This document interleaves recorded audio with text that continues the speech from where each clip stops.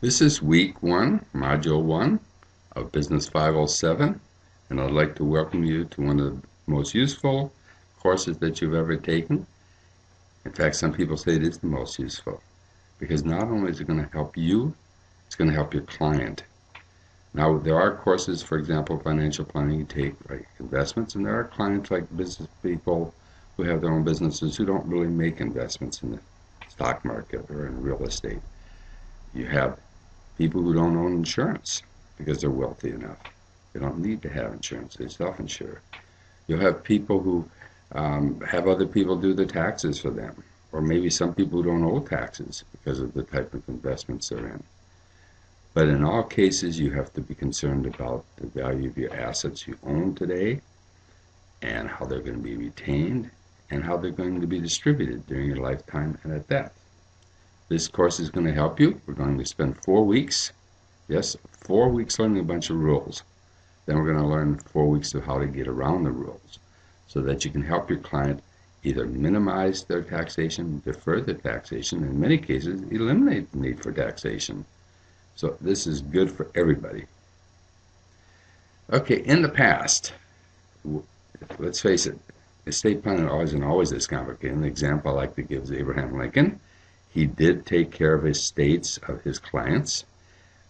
He had 2 types of clients, basically, farmers and people who own their own small businesses. The assets, typically for the farmer, was his plow, his horses, and his animals. And for the store owner, maybe also owned a home. But that was it. They didn't have to worry about insurance. They didn't have to worry about income tax. Maybe that's what was called good old days. They didn't have to worry about any investments that had to be made. All they had to worry about is their little farm or business. Attorneys at that time, like Abraham Lincoln, prepared a will to cover the transfer of the farm or business to the family members. And that was the goal of estate planning in those days. And there was no death tax, as I mentioned, no insurance, no investments, few assets other than farmland or small business that was owned by the client. Today, things have changed. We need to have an estate attorney because now we have a whole bunch of forms required by the federal government, required by the state government, and by the probate court. We need to have those forms drafted. It is no longer just a farm. It's no longer just a small business. There's going to be, for example, in the area of insurance, the farmer has to have insurance. He also has insurance covered by the government for crop failures. The small business person needs overhead insurance. They need insurance for liability.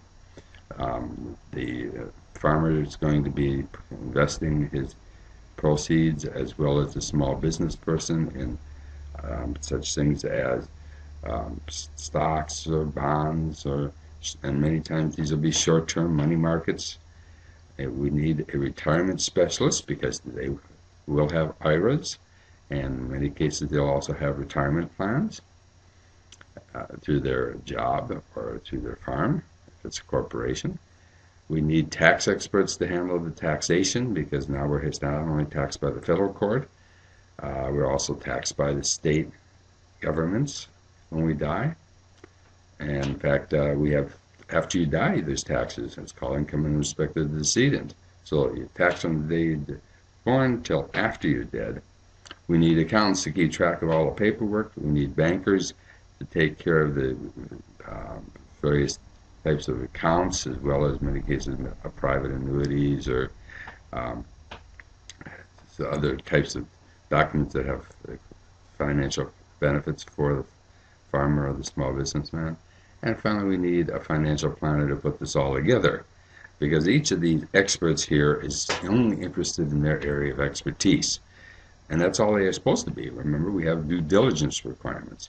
We have responsibility to do research, so you do in your specialized area.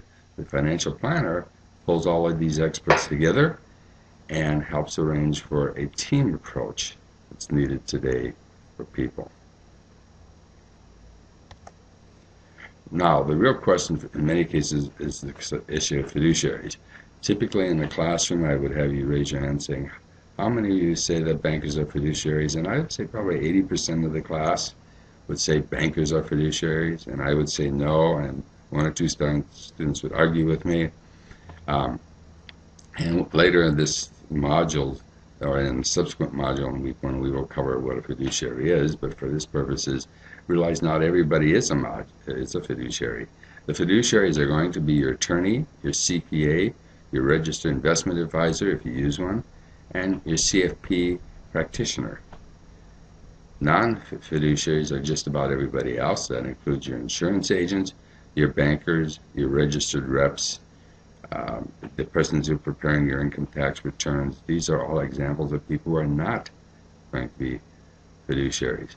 And there's a big difference between being a fiduciary and a non-fiduciary as to what their responsibilities are. And again, we'll cover that in a later module this week.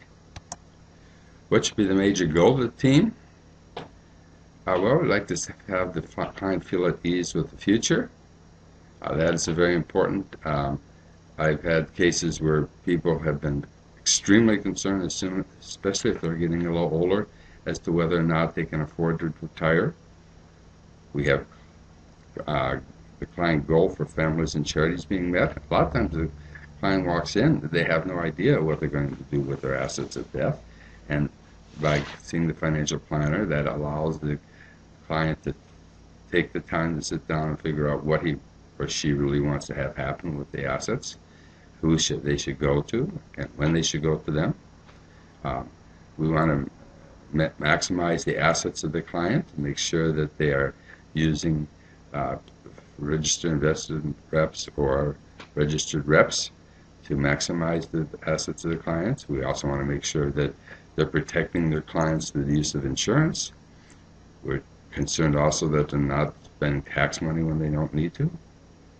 We're informing the client of the opportunities and problems that lie ahead as far as the tax laws that change constantly, the ability for the client to be able to make investments in certain assets that may be more beneficial than others, concerns about inflation, concerned about if something should happen to the family, which again gets to the issue of the insurance. In many cases, we're also required to advise and support family members who are going to be the recipients of the benefits of the decedent at death. And sometimes they are receiving some of these assets during lifetime, sometimes they wait till death, sometimes they're made well aware of what they're going to get, other cases it's hidden from them. And finally, we're going to maximize the financial desires of the client. And the way I look at it is the goal of financial planning could be any of these. And I'm sure if you think about it, you'll think of some more. I tried listing the major ones that are used. And in so doing, you are doing a great service to your client in helping them with their financial planning. This is the end of Module 1.